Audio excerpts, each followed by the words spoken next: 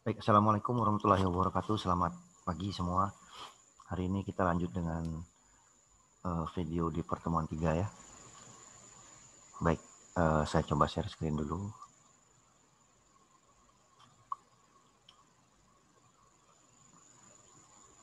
Baik, nah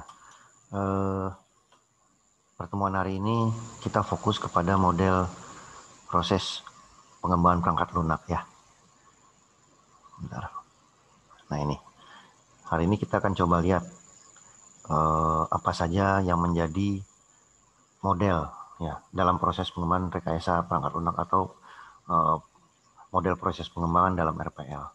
Jadi kemarin kita sudah bahas sedikit bahwa dalam RPL kita akan mengenal yang namanya metode, model, dan tools atau alat. Metode kita sudah lihat di 1-2 pertemuan sebelumnya. Hari ini kita akan coba lihat model ya.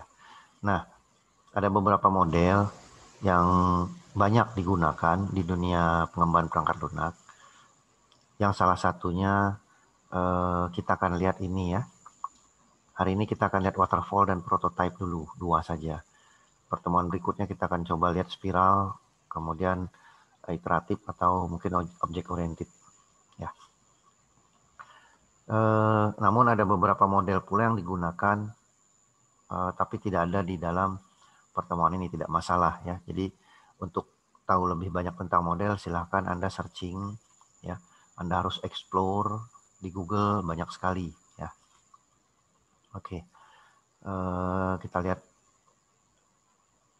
slide yang penting-penting saja. Di slide keempat ini ada model dari proses penilaian, tapi ini nanti kita lihat setelah UTS ya. Setelah UTS. Oke, kita akan lihat model-model, bukan model proses penilaian ya, tapi model proses pengembangan. Oke. Nah, ini. Kita akan lihat model yang pertama yaitu waterfall. Kenapa sih perlu model dalam RPL? Yang tahun 60 sampai 70 mereka buat yang namanya waterfall. Ya. Karena pada saat itu katanya ya banyak proyek-proyek yang gagal ya dibuat karena tidak ada dokumentasi. Ya. Sebuah proyek yang tidak menggunakan dokumen, tidak dilengkapi dengan struktur pengembangan yang baik, biasanya akan rentan untuk gagal. Ya. Jadi akan sangat rentan untuk memicu kegagalan sebuah proyek. Baik, nah Anda lihat gambar ini ya. Kalau Anda lihat di Google atau di referensi buku yang lain, Anda akan lihat bahwa banyak sekali kalimat-kalimat yang berbeda dari yang ada dalam kotak-kotak ini ya. Kenapa alurnya harus turun begini? Ini yang disebut waterfall. Jadi sesuatu ya waterfall atau air terjun ini ya, kalau dia sudah turun, dia nggak bisa naik. Jadi sebuah proses pengembangan perangkat lunak apabila sudah sampai misalnya dalam gambar ini pada tahap software design, dia tidak bisa kembali ke atas, ke SRS. Tidak bisa kembali ke software requirement ya. Karena dia hanya bisa lurus atau yang kita sebut, yang kita kenal dengan linear sequential nanti ya. Linear sequential itu dia hanya bisa maju, nggak bisa mundur. Baik, nah ini gambar, kalau Anda lihat di beberapa referensi, Anda akan ketemu gambar yang berbeda-beda. Ya. Isinya beda, tapi intinya semua sama, merupakan alur turun, ya, air terjun, atau linear sequential. Nah, inti dari semua gambar ini adalah ada 4 hal sesuai dengan daur hidup ya, daur hidup pengembangan perangkat lunak atau siklus hidup pengembangan perangkat lunak, yaitu perencanaan, analisis, desain, dan implementasi. Dua hal ini biasanya masuk dalam tahapan perencanaan. Ya. Perencanaan. Sistem requirement biasanya perencanaan. SRS ada di tahap analisis. Nah, pada gambar ini memfokuskan pada desain ya, desain, software desain. Kemudian ini implementasi nih masuk nih. Pengujian, operasi, semua masuk implementasi. Oke. Nah, baik kita lanjut. Nah, ini yang dimaksud dengan waterfall, bahwa model ini merupakan pemecahan misi pengembangan yang rumit ya. menjadi beberapa masalah yang logis. Nanti kita akan lihat ada 4 ya. Ada perencanaan, ada analisis, ada desain, ada implementasi. Walaupun di bagian ini hanya disebut dari desain, coding, dan testing. Baik. Nah, ini ada beberapa kunci waterfall ya. Jadi yang pertama, dengan menggunakan model itu kemajuan proyek bisa dilacak ya, karena ada diagram Gantt chart dan lain-lain ya. Ada perencanaan di situ ya. Jadi dia bisa dilacak, bisa mengidentifikasi kesalahan dengan jelas dan lain-lain ya. Nah, yang paling penting nomor 4 ini. Jadi dia bisa menciptakan sistem dokumentasi yang selanjutnya digunakan untuk mencoba mempertahankan sistem ya. Jadi dokumentasi itu penting. Apa butuh pentingnya dokumentasi? Nanti dokumentasi sangat dibutuhkan pada saat ini pengujian ya. Karena sebuah perangkat lunak, sebuah pengembangan tanpa dokumentasi tidak bisa diuji, apalagi dinilai ya. Jadi sebuah perangkat lunak itu nanti diuji dulu baru dinilai. Oke. Nah, jadi mengapa dia penting sistem dokumentasi agar dapat dilakukan ini nanti testing dan implementasi ya, pengujian. Oke, nah ini yang saya jelaskan di gambar awal. Seiring perkembangan katanya, berbagai nama diberikan pada tiap tahapan proses. Ya, tahapan proses. Nah, ini tahapan proses ini. Anda bisa lihat gambar ini saja sudah beda tadi dengan yang di atas ya. Tuh, udah agak beda. Tapi intinya sama ya. Nih, lihat. Tahap kebutuhan sistem jadi analisis sistem misalnya gitu ya. Oke. Tahap pengembangan dibagi menjadi beberapa tingkat. Tahap implementasi disebut code atau coding. Oke, baik. Tapi intinya sama semua. Ingat, dia semua proses memiliki 4 tahapan dalam pengembangan perangkat lunak. Sesuai dengan siklus hidup perangkat lunak, yaitu perencanaan, analisis, desain, dan implementasi. Baik, nah ini. Ya, ini gambar yang lain. Tapi intinya semua sama. Ada perencanaan di sini, ada analisis di sini, ada desain. 3 ini ada termasuk dalam implementasi. Baik, nah ini. Dikatakan dalam waterfall bahwa paralelisme dapat terjadi dalam setiap proses. Karena setiap proses itu dapat berjalan bersamaan. Kita coba aja lihat nih, coba. Bentar. Nah ini ya. Pada tahap perencanaan mungkin 1, analisis 1, tapi di desain kita ambil contoh misalnya Anda mau bikin web ya. Web itu bisa dibagi dalam 3 bagian. Yang satu web construction ya. Jadi dia membuat konstruksi web itu seperti apa. Yang kedua mungkin ada rancangan yang namanya rancangan layar atau rancangan desain. Rancangan tatap muka ya. Jadi web itu sendiri sebetulnya dibagi 3 ya. Kemudian ada mungkin yang melakukan desain atau rancangan perangkat lunaknya seperti coding, rancangan database dan lain-lain. 3 hal ini tidak harus berjalan linier, berurutan, tidak. Ya. Tidak, tapi dia bisa berjalan paralel. Gitu. Tapi ingat, setelah tahap desain masuk ke implementasi, di implementasi dia nggak bisa lagi balik ke desain ya. Jadi seandainya di tahap implementasi terjadi satu kesalahan, kegagalan, artinya proyek itu gagal. Dia nggak bisa kembali ke tahap desain atau tahap analisis, apalagi kembali ke tahap perencanaan, nggak bisa. Ya. Desain, implementasi, diintegrasikan menjadi sebuah sistem. Ya. Jadi parallel development bisa terjadi dalam waterfall, bisa terjadi, ya. Tapi tetap alurnya alur turun, ya, tetap alur turun, yang disebut dengan linear sequential. Oke. Nah ini karakteristiknya ya. Waterfall merupakan model membangun perangkat lunak berdasarkan SDLC ini atau daur hidup perangkat lunak. SDLC ini Software Development Life Cycle ya. Model yang punya struktur dimulai dari perencanaan, analisis, desain, dan implementasi yang kita kenal dengan PADI ya. Baik. Sehingga tahap pengembangan dalam waterfall mempunyai struktur model pengembangan disebut dengan linear sequential. Ini kuncinya nih. Ya, kuncinya di sini. Linear sequential. Jadi dia nggak bisa balik. Oke. Selesai waterfall, kita coba lanjut prototype ya. Hampir sama dengan waterfall ya. Coba bentar. Nah ini. Pada waterfall, langkah pengembangan dilakukan setelah analisis kebutuhan selesai dilaksanakan. Oke. Tapi di prototype belum tentu ya. Di prototype langkah-langkah pengembangan itu bisa tidak berurutan.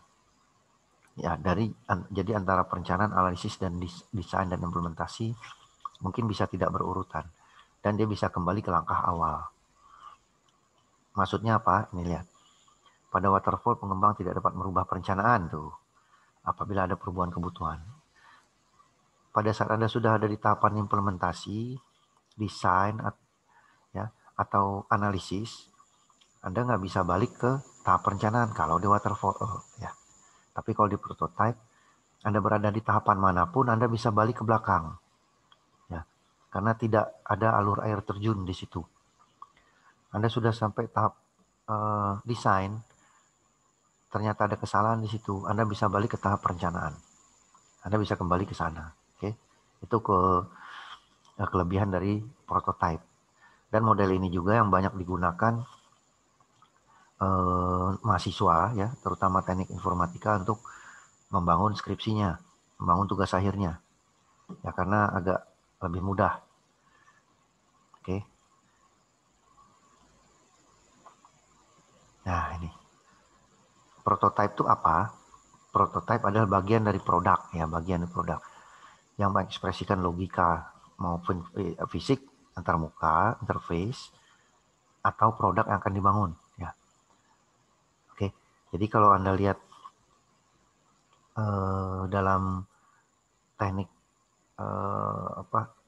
bangunan atau orang yang bangun hotel, bangun gedung ya. Kalau Anda lihat di lantai satunya itu ada dummy namanya, contoh ya. Jadi di dalam akuarium kecil mereka taruh sebuah dummy, contoh yang merupakan representasi daripada hotel yang akan dibangun. Nah itu prototype ya. Tidak mungkin orang akan bangun hotel dulu, baru dipresentasikan. Apakah Anda setuju dengan hotel ini? Kalau nggak setuju mungkin dirubuhkan kembali. Itu nggak mungkin ya. Jadi yang dipresentasikan adalah prototype. Nah, kalau perangkat lunak, Anda lihat di sini, ada logika. Ya, prototype kita sebut dengan prototype logik. Ada prototype fisik. Ya, prototype logik kalau dalam perangkat lunak merupakan rancangan diagram. Ya, diagram yang umumnya nanti merupakan rancangan tatap muka. Ya, bisa dimulai dari diagram-diagram sequence, use case dan lain-lain. Tapi biasanya prototype akan menghasilkan logika ya, prototype logik yang disebut dengan user interface atau rancangan tatap muka nanti. Ya, dengan rancangan tatap muka itu ya atau desain tampilan awal, orang sudah mulai tahu oh kira-kira aplikasinya akan jadi seperti apa gitu. Ya. Nah, kalau fisik merupakan rancangan perangkat lunak atau implementasi perangkat lunak yang sudah jadi, tapi belum semua bagiannya bisa digunakan. Jadi misalnya fungsinya belum ada, tapi tampilannya sudah ada. Ya. Jadi kalau Anda bikin web mungkin belum ada database-nya, tapi menu-menunya sudah ada, bisa diklik walaupun belum ada isinya. Itu rancangan fisik, ya, prototype namanya. Ya, kalau rancangan logik hanya tampilan saja, screenshot yang bisa Anda buat dengan Visio atau bisa Anda buat dengan aplikasi-aplikasi desain yang lain, ya. tapi tidak berupa fisiknya, hanya rancangan tatap mukanya saja. Oke, itu prototipe ya. Nah, ini beberapa gambar yang bisa Anda lihat nih. Bentar, kita lihatnya aja nih. Nah, prototipe dimulai sama dengan waterfall. Ya, dimulai dari pengumpulan data, kebutuhan ya, analisis kebutuhan dan lain-lain. Masuk di perancangan, dia bikin prototipe, kemudian pelanggannya lihat, ya, udah oke belum? Kalau belum oke, dia akan rubah. Nih lihat, perubahan desain dan prototipe. Prototipenya dia rubah dulu, rancangan dia ganti dulu. Ya, masuk ke quick design lagi, desain cepat. Hal ini akan looping terus ya. Ini berulang-ulang terus berulang ini looping sampai pelanggannya oke, puas. Selama pelanggan belum puas, dia akan looping terus. Ya, jadi proses ini bisa memakan waktu berhari-hari atau mungkin kalau proyek kecil dari pagi sampai sore bisa selesai. Ya, tapi tergantung metode apa yang akan dibawa oleh pengembang. Ya. Jadi kalau pelanggan bilang, wah coba dirubah itu dikit, kalau kita bisa rubah di tempat pada saat itu ya, yang disebut dengan quick design, evaluasi pelanggan cepat, ya, perubahan juga cepat. Jadi akan cepat sekali selesai. Mungkin 1 hari prototipe akan selesai. Setelah pelanggan puas, baru nanti dimulai dengan pengembangan skala besar. Ya. Oke, udah oke katanya. Prototipenya sudah puas. Silahkan bangun. Nah, selesai ya. Baik. Nah, ini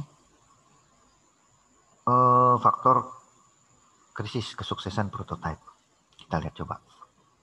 Jadi, dalam prototipe ada yang digunakan namanya reusable software atau perangkat lunak yang digunakan kembali. Ya, ini biasanya berupa perangkat lunak yang pernah kita jadikan project. Ya, sehingga sangat memudahkan pelanggan untuk melihat sampel, contoh, atau dummy.